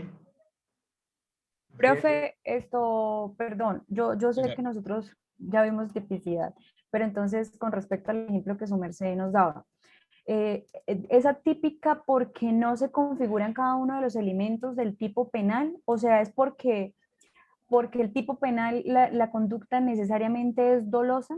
Sí, claro. Si el tipo penal no dice como homicidio culposo, entonces este tráfico no dice tráfico culposo, como no lo trae, entonces la conducta es atípica subjetivamente. Como la tipicidad para configurarse tiene un elemento objetivo y uno subjetivo, si le falta alguno se cae, entonces la conducta es atípica subjetivamente. Listo, profe. ¿Ok? Pero entonces sigamos con el recuento. Pensemos en que el señor sí sabía que llevaba la droga. Entonces, si demostramos que él sí sabía, tenemos la tipicidad completa. ¿Sí? Perfecto. Con ese ejemplo, les explico el tema de la tipicidad. Ahora vamos a pasar a la antijuridicidad. La antijuridicidad, la primera regla es muy fácil. La antijuridicidad formal, ¿qué nos dice? Si una conducta es típica y fue transgredida, pues será antijurídica formalmente. Entonces, si es atípica, objetiva y subjetivamente, ya de por sí entiendo que es antijurídica formalmente. Ejemplo del delito bagatela. Yo entro a almacenes Éxito, esperen, regálenme un segundo, busco el tipo penal acá de hurto. Artículo.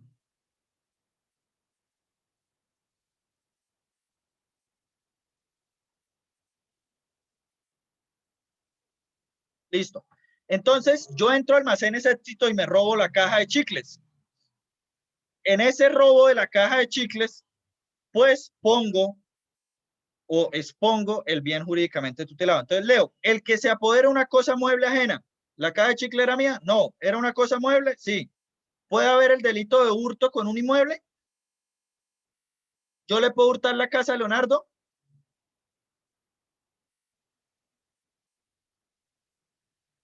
No puede. ¿Por qué no? Pues como tal la casa no, lo que haya dentro de la casa sí puede. Sí, pero pregunto, ¿me puedo hurtar la casa de Leonardo? Profe, Sí, profe, sí, apoderándose. apoderándose. Llegando cuando no haya nadie, se puede Sí. apoderar de la casa. Pero entonces leamos, el que se apodere de cosa mueble ajena, ¿la casa es una cosa mueble? No, es inmueble, profe. Entonces no puedo cometer hurto si me hurto una casa porque es inmueble. A estar en estafa, estar en, ¿cómo es que se llama este? Un delito contra la posesión, no me acuerdo ahorita en este momento cómo es que se llama. Perturbación a la posesión, ¿sí? Entonces todo eso podría incurrir en otro tipo penal, pero en hurto no. Yo no me puedo hurtar casas, ni lotes, ni predios, ni nada de eso. Teoría del delito de hurto. ¿Por qué no me puedo hurtar una casa? Profe, porque no se la puede cargar, ¿no? Exacto. Cuando yo le hurto a alguien un celular, yo lo despojo y quito de su dominio, de él poderlo recuperar el celular. Si yo le hurto la casa, ¿usted no sabe dónde está? Si yo le hurto a usted un predio, Obviamente, porque era mi casa. claro. Sí, Si usted siempre va a seguir sabiendo dónde está su casa y dónde está su predio y dónde están sus cosas. No se puede hurtar porque nunca se va a desprender de ese radio de posesión porque siempre va a estar ahí. Seguimos. Con el propósito de obtener provecho para sí o Profe, para otro. Señora.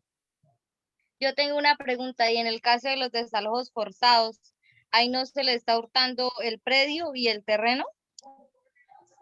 Pero acuérdate que eso se llama desplazamiento perturbación a la forzado. posesión.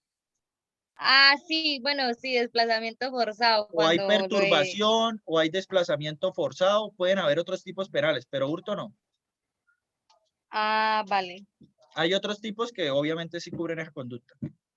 Entonces, el que se apodere de cosa mueble ajena, con propósito de tener provecho para sí o para otro. Sí, me hurté la caja de chicles con propósito para mí. Entonces, tipicidad objetiva. A ver, venga, ¿con quién lo hago? Alejandra. ¿Estás por ahí?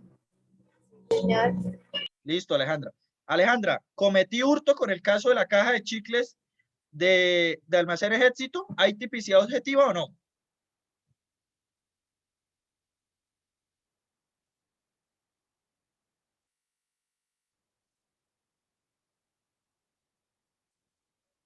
Sí, profe, porque se hurtó. Ok. ¿Hay tipicidad subjetiva? Yo quería robármelo. ¿Hay tipicidad subjetiva? Sí, yo creo que también. Sí, porque hay dolo, te estoy diciendo. Yo tengo la intención, entonces sí o sí. Ahora, ¿hay antijuridicidad formal?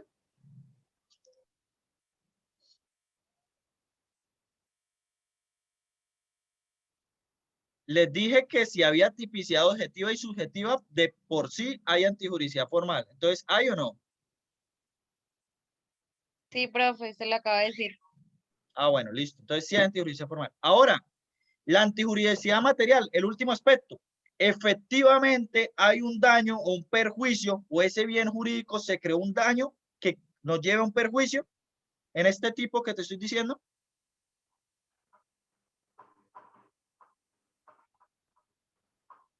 Profe, qué pena, ¿me puede volver a repetir la pregunta? Sí, la antijuridicidad material va referida a que efectivamente se haya ocasionado un daño. Por ejemplo, yo me acerco a Leonardo y sin culpa, hay lesiones personales culposas, le pego un poco en el hombro, lo golpeo.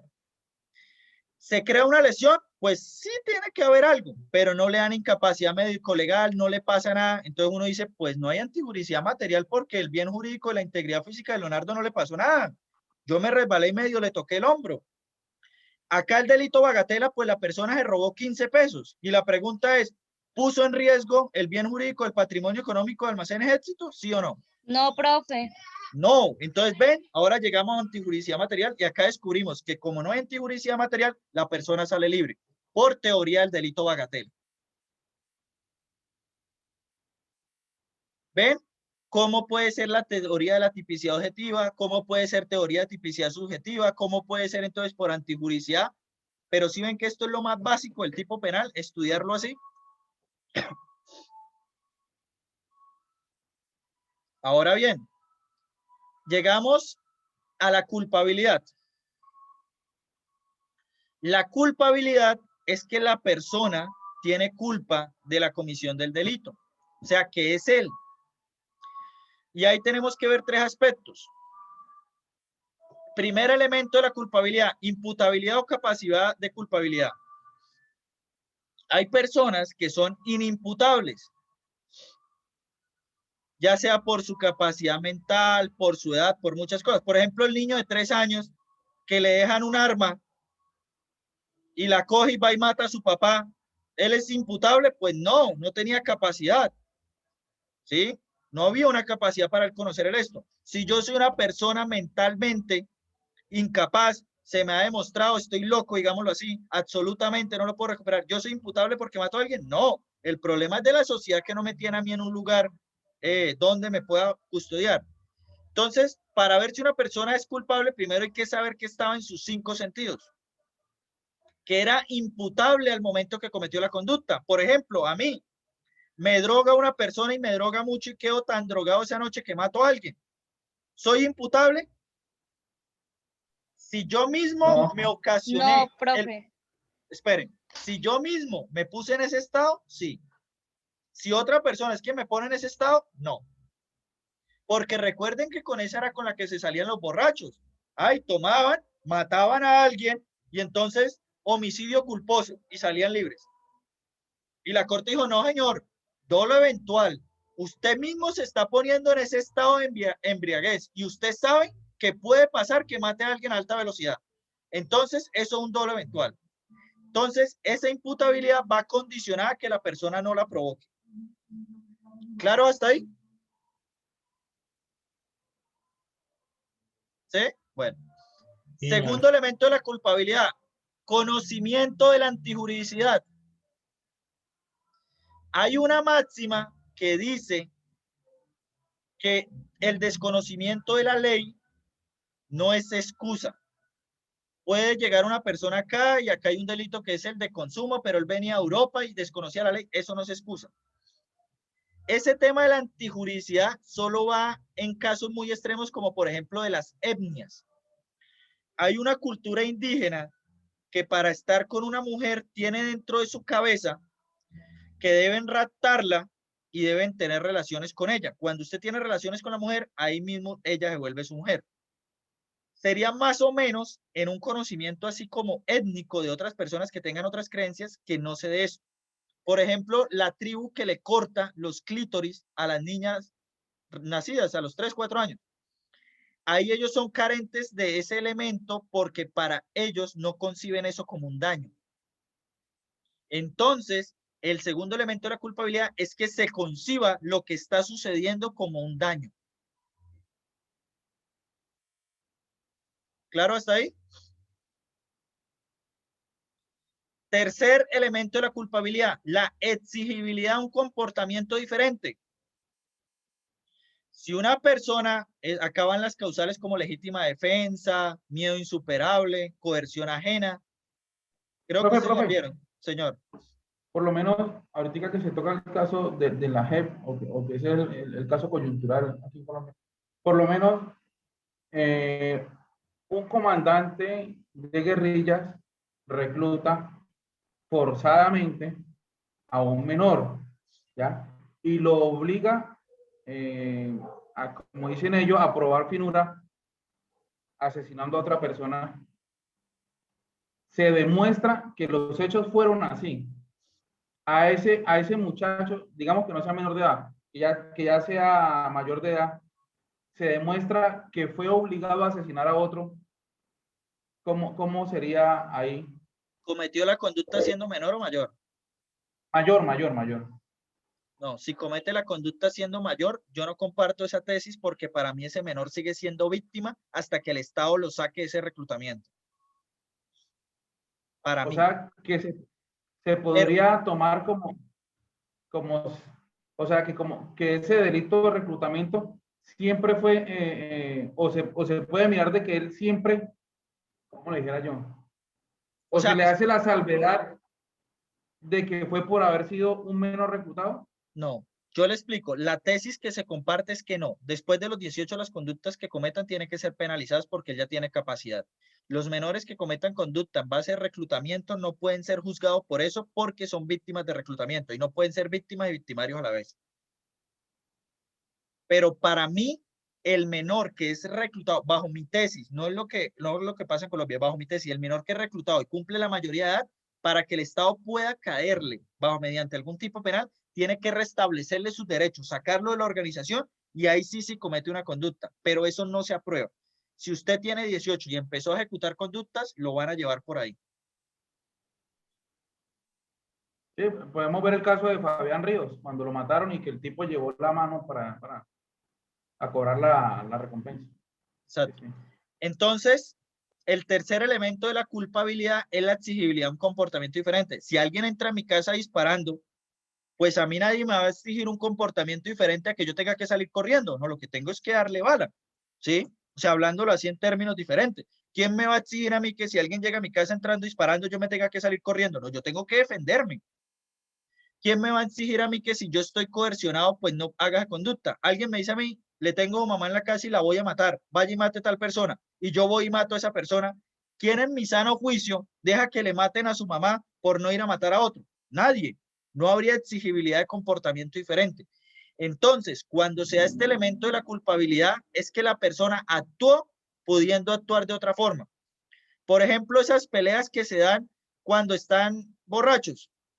Ahorita se dio una porque había una mujer muy hermosa, entró a un bar y una persona se quedó mirándola mucho tiempo a la mujer hermosa y llegó el otro y le pegó 3 tiros.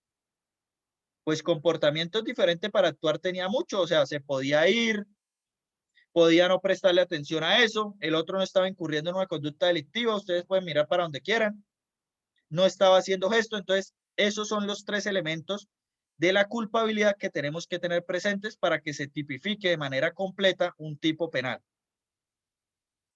¿Sí vamos claros hasta ahí?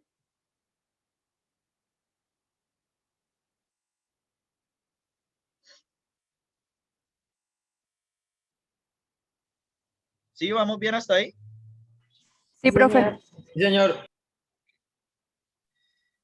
Algo que yo les voy a recomendar a ustedes muy importante es que ustedes lean los artículos, pero a través de eso miren la jurisprudencia. Entonces voy a buscar un artículo.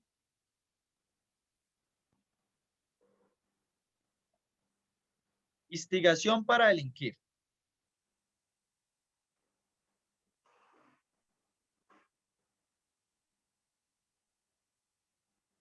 Creo que es 349, espérame.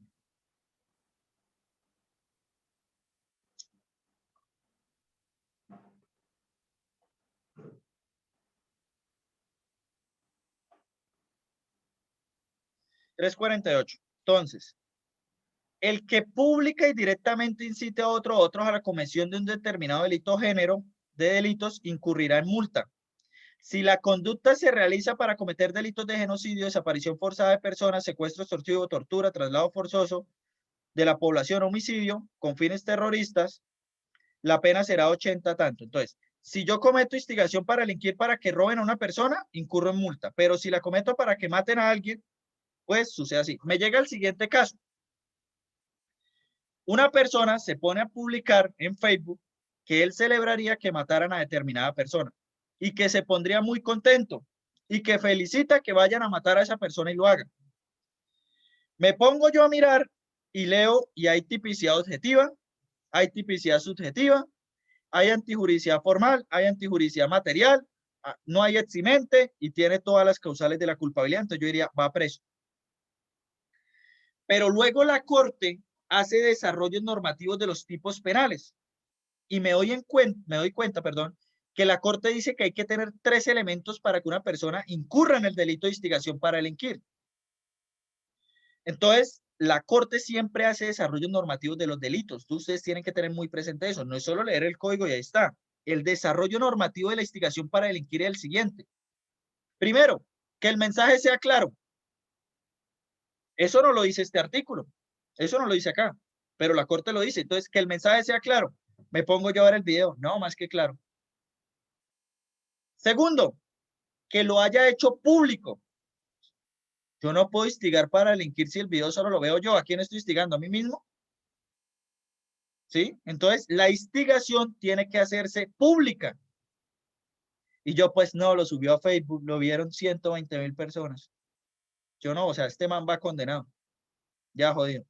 Cuando veo el tercer requisito, que alguien recoja la idea y pase a la acción. Y yo, atipicidad. Porque ninguna persona tomó la idea de que matara a ese y se fue a hacerlo.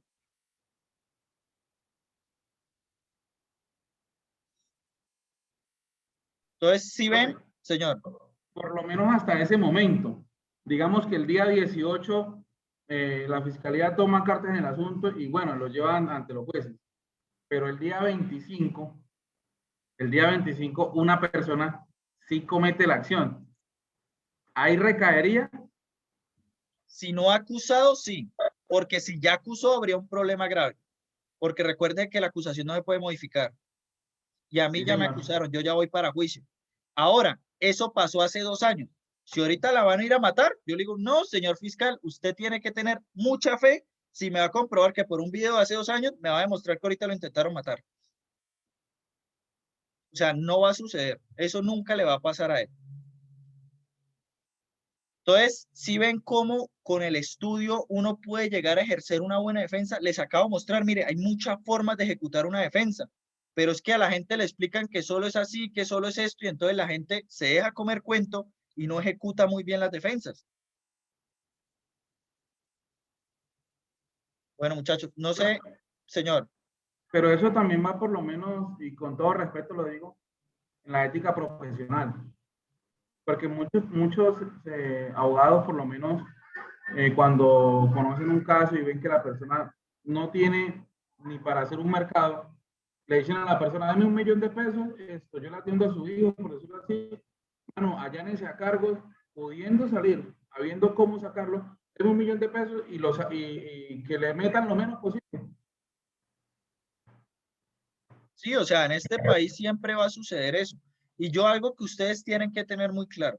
Ustedes caen en un proceso penal, métanle plata, porque ustedes van a salir condenados. Acá no hay igualdad de armas, acá no hay igualdad de cargas, no. La fiscalía tiene todo un andamiaje para pedir pruebas que son los del CTI, Policía Judicial, investigadores, peritos. Uno no tiene nada. Y uno va y pide allá y es peor para uno como defensor. Entonces, eso sí ustedes tienen que tenerlo muy presente. Una defensa, por ejemplo, una defensa que nosotros llevamos, la del tipo este de los 100 kilos, esa defensa salió casi por 30 millones de pesos. O sea, el man no tuvo nada que ver, pero el man iba embalado. O sea, el man iba embalado porque eso había que hacer una defensa y ejecutarla muy perfectamente. La defensa quedó tan bien ejecutada que cuando Fiscalía terminó testigos, yo iba a renunciar a todos los testigos. Porque ya Fiscalía, ella misma había demostrado que mi cliente actuó con culpa y el tipo penal no tiene culpa. Cuando el juez da el fallo, dijo, es que esto es fácil para mí, absuelto, porque la tesis de la Fiscalía es que actuó con culpa y la tesis de la defensa es que es inocente. Las dos me da inocencia. No había forma de condenar a esa persona. Eso siempre va a valer. Por ejemplo, el proceso este del profesor, que fue el tema del video, la instigación para delinquir, que ahorita les comento, ese proceso puede estar valiendo 30, 40 millones de pesos. En una... Señor. Y que por lo menos aún la Fiscalía en representación del Estado, por lo menos la mayoría de los fiscales nunca se van a echar o nunca van a reconocer un error procedimental o un error de exceso. Ellos prefieren ir que al último el juez lo libere, pero ellos no reconocen la culpa. Y es obligación del Estado reconocer esa culpa y evitar, como dice la compañera ese desgaste Mire, en el caso de los 100 kilos, le dijimos al fiscal, señor fiscal, nosotros sabemos quién entregó la carga. Nosotros sabemos dónde está. Nosotros sabemos cuál es el grupo y todo. ¿Y sabe lo que dijo el fiscal? No me interesa. Se pegó del conductor, o sea, pudiéndole entregar todo, llevó, con todo respeto, digo la palabra, al más huevón a juicio. Porque eso fue lo que hizo el fiscal, llevar al más huevón. Teníamos el que montó la carga, teníamos el cotero, el que hizo la transacción, a todo el mundo, y él no quiso. Cuando mi cliente sale absuelto, llega y me dice, doctor, para que nos rinda una declaración y buscar a la otra, yo le dije, no, jódase. O sea, ahora sí, jódase. ¿Cómo así? Entonces ahora sí el saco, le tocó pagar 30 millones de pesos y él va a ir a entregarle a todo el mundo y va a exponer su seguridad. Yo le dije, no, esto era al inicio, ya ahorita no le vamos a dar declaración de nada. Entonces el fiscal llega y dice, no, es que él está obligado a declarar. Y yo llego y le digo, sí, pero él no está obligado a declarar en su contra. Y entonces el fiscal llega y me dice, no, pero es que eso no va a ser en contra de él. Y yo le digo, sí va a ser en contra de él y no vamos a declarar y él ya está absuelto. Entonces usted tiene un vacío legal porque usted no lo puede obligar a declarar. Entonces, Profe, señora. respecto a lo que se estaba comentando de lo del video, yo estuve que días viendo un video que un venezolano subió, creo que fue a Facebook, diciendo que mataran a los peruanos y cosas así. Y luego me parece que después de esto fue que sucedió lo de la muerte del peruano por parte de los venezolanos acá en Colombia. A ese venezolano que subió el video incitando al asesinato de los peruanos, se le puede castigar por ese hecho, ¿verdad? No, tienen que llevar al asesino del peruano y que el asesino diga del peruano que ejecutó esa idea por la instigación que le dio. Ah, vale, profe. Sí, esa sería la forma. Él tiene que llegar allá a decir que esa fue la idea que recogió, porque si no podría matarlo por cualquier otra cosa. Ahora, esos delitos, mire que hasta a Duque le dijeron un poco de cosas y no han metido ese delito de instigación para delinquir. A mí me lo metieron es porque creo que es en contra de Vélez y de Claudia Gurizati. O sea, son figuras ahí públicas, entonces eso fue un problema, ya son las supuestas víctimas. Por eso es que estoy embalado, porque ese delito nunca lo ponen. Tiene que ser alguien muy grande para que vayan a ponerse a criminalizar eso. Y, profe, hay un caso de que es un delito penal lo de falsedad de documento público. ¿Y hay qué se podría hacer? Bueno, se falsificó un documento de tránsito.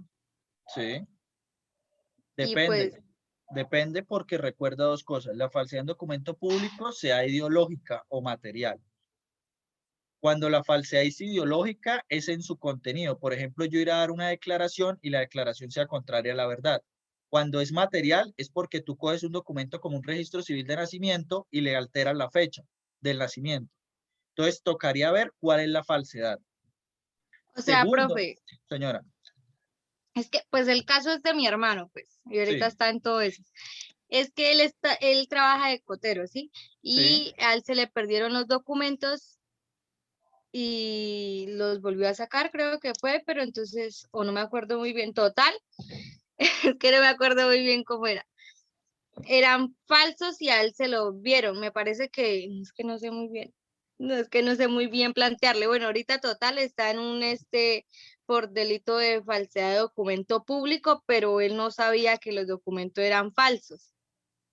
Si él no sabía y logra demostrar que no sabía, actuó con culpa, ¿sí?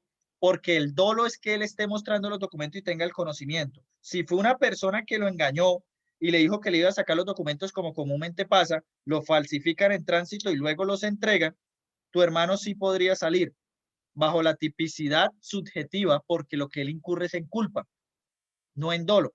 Es más, si el documento está muy elaborado, ni en culpa recae porque pues yo voy a una autoridad de tránsito y si ella me da una copia falsa, ¿yo qué voy a saber? Yo no soy autoridad. ¿Qué tal yo vaya a registraduría y saque una cédula y me la entregue ni me parezca y yo tengo ahora que ponerme a verificar hologramas o cosas? No, pues hasta allá tampoco, porque acuérdense que la culpa es negligencia, no actuar con el debido, con la normalidad. Sí.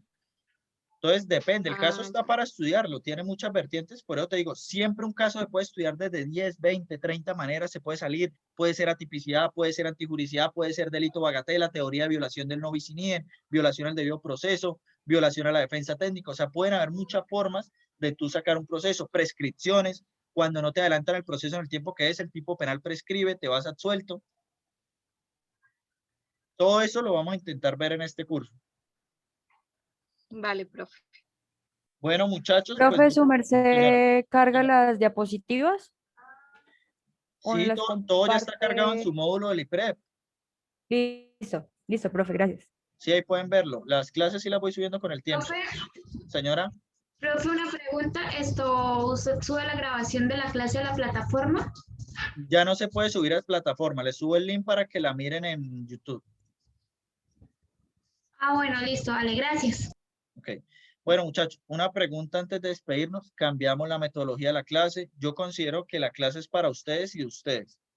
Y bueno, antes que eso, pues para los que llegaron un poquito después, pedirle disculpas por lo que pasó la semana pasada. Nuevamente, estoy muy apenado. Fue un problema completamente mío, no fue un problema de la carrera como sí, un tema personal. Me confundí, bueno, múltiples cosas y lo siento muchísimo.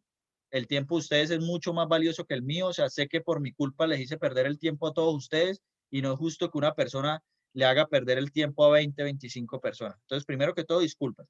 Segundo, para mí la clase es de ustedes y para ustedes. Entonces, sí es muy importante que me digan de pronto qué quieren que cambiemos de la metodología, si estamos bien, si estoy avanzando muy rápido. Yo no tengo problema en que me hagan críticas. No, usted no habla bien. No, usted no sabe explicar. No me gustan sus diapositivas. No sé, lo que quieran decirme ahorita para ir cambiando la metodología a lo largo.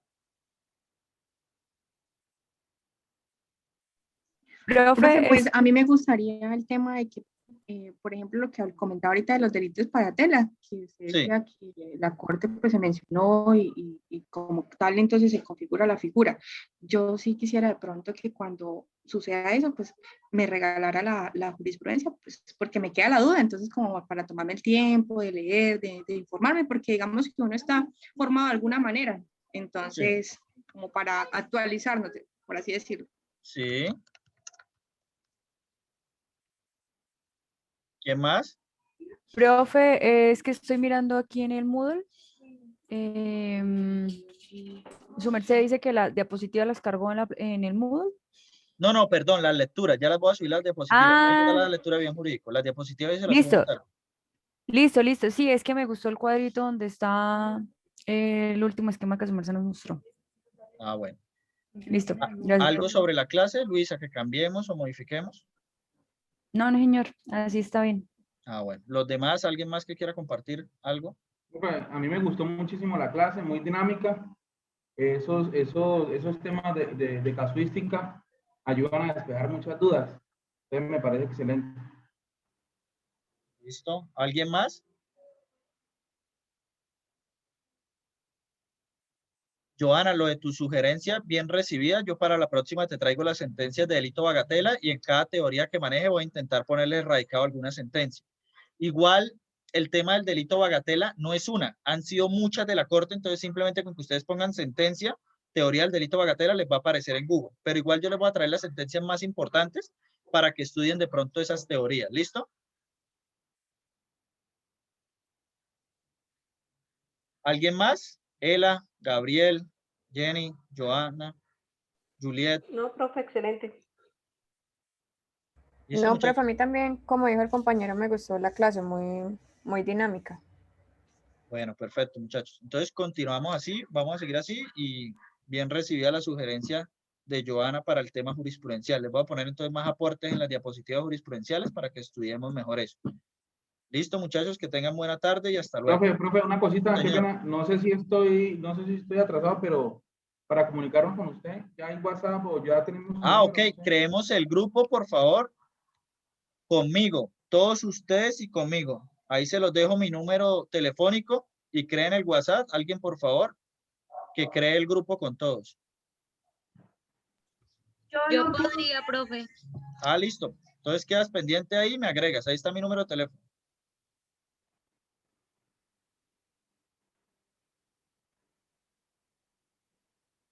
Listo, muchachos. Cualquier cosa que necesiten por WhatsApp. Listo, profe, gracias. Bueno, que estén muy bien. Hasta luego. Vale, profe, muchas gracias. Hasta luego. Chao, gracias. Chao. Ok, profe, gracias. Hasta luego, profe, gracias.